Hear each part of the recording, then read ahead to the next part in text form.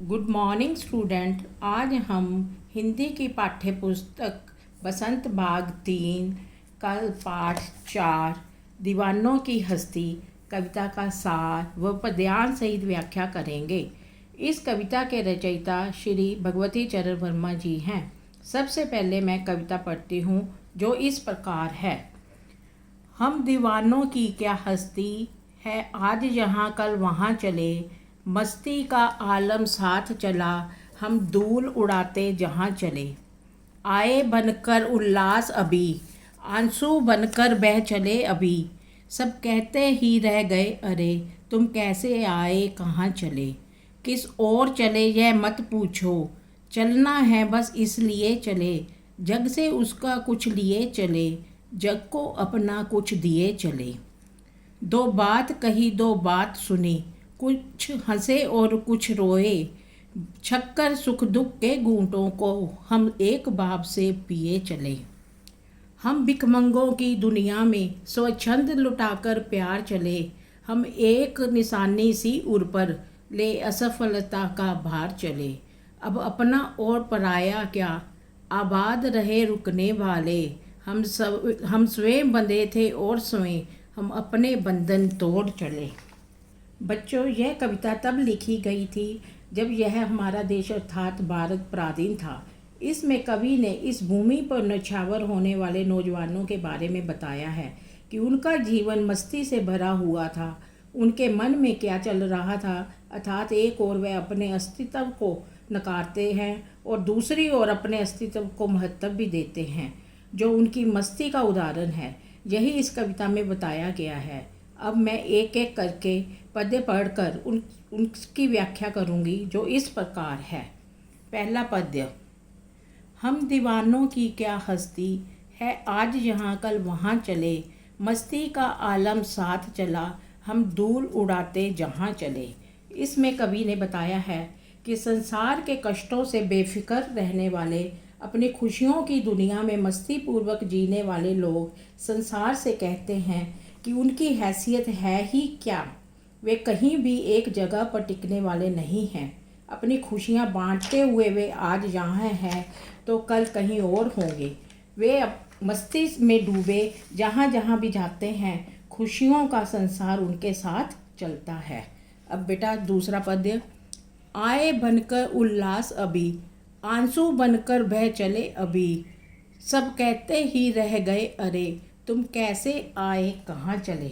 इसमें कवि ने बताया है कि खुशियों से वंचित लोगों के बीच अभी वे उनके लिए खुशियाँ बनकर आए थे, अर्थात मस्ती से जीवन बिताने का संदेश देने आए थे, पर उनकी दुखद स्थिति देखकर वे स्वयं भी दुखी हो गए।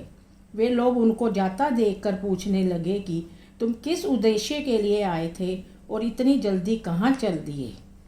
बेटा तीसरा पद्य। किस ओर चले यह मत पूछो, चलना है बस इसलिए चले, जग से उसका कुछ लिए चले, जग को अपना कुछ दिए चले।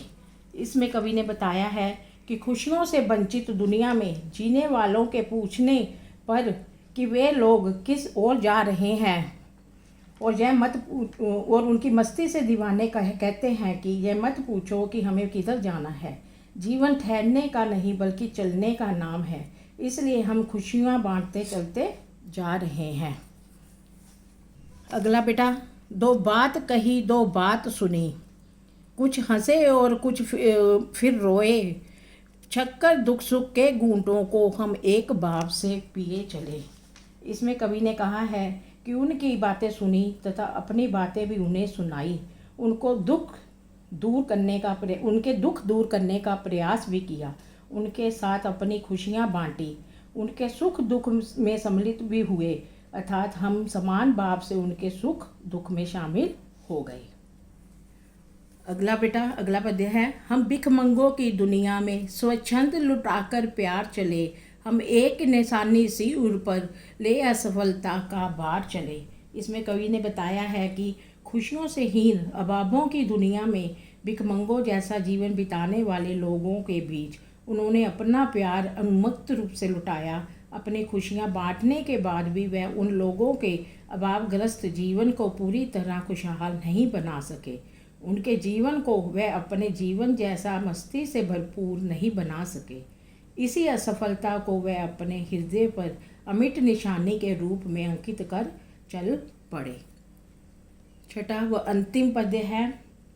अब अपना और पराया क्या, आबाद रहे रुकने वाले, हम स्वयं बंधे थे और स्वयं हम अपने बंधन तोड़ चले। इसमें कवि ने कहा है कि वह कहते हैं कि हमारे लिए कोई अपना या पराया नहीं है, हम सभी को एक भाव से देखते हैं।